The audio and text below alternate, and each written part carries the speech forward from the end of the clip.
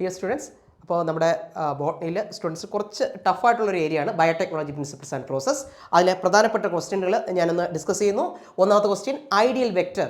അപ്പോൾ RDNA ടെക്നോളജിയുമായിട്ട് ബന്ധപ്പെട്ട് നമ്മുടെ RDNA നമുക്ക് ട്രാൻസ്ഫർ ചെയ്യാൻ ഉപയോഗിക്കുന്ന പ്രധാനപ്പെട്ട ഒരു വെക്റ്റർ, ആർട്ടിഫിഷ്യൽ വെക്റ്റർ ഏതാണെന്ന് ചോദിക്കുമ്പോൾ ആൻസർ ഏതാണ്? PBR 322. പ്ലാസ്മിഡ് ബൊളിവർ റോഡ്രിഗസ് എന്നറിയപ്പെടുന്ന PBR 322 ആണ്. അപ്പോൾ അതിനകത്ത് എന്തൊക്കെ ഉണ്ടെന്നൊക്കെ അത് നിങ്ങൾ പഠിച്ചിട്ടുണ്ട്.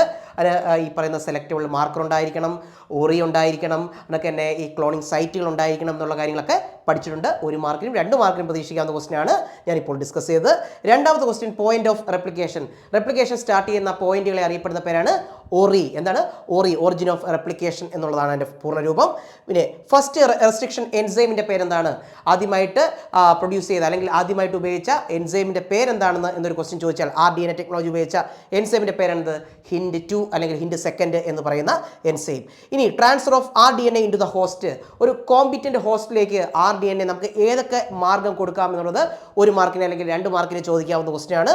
അപ്പോൾ നിങ്ങൾ തീർച്ചയായിട്ടും എഴുതുക. 3 ആൻസറാണ് അതിനകത്ത്, 3 പോയിന്റുകളാണ് അതിനകത്തുള്ളത്. ഒന്ന് മൈക്രോ ഇഞ്ചക്ഷൻ, ആനിമൽസിലാണെങ്കിൽ micro injection. Biolistics or gene gun, അതാണെങ്കിൽ പ്ലാന്റ്സിലാണ്. അതോടൊപ്പം തന്നെ ഡിസ്ആർമഡ് പാത്തജൻ വെക്ടേഴ്സ്. അപ്പോൾ ഏതൊക്കെയാണ്? Micro injection, biolistics or gene gun, then disarmed pathogen vector. എങ്കിൽ നിങ്ങൾക്ക് വേണ്ടിയുള്ള ഒരു question, who constructed the first RDNA technology? 1972 ആദ്യമായിട്ട് ഈ പറയുന്ന RDNA ടെക്നോളജി ചെയ്തത് ആരൊക്കെയാണ് എന്നുള്ളത് കമൻറ്റ് ചെയ്യുക.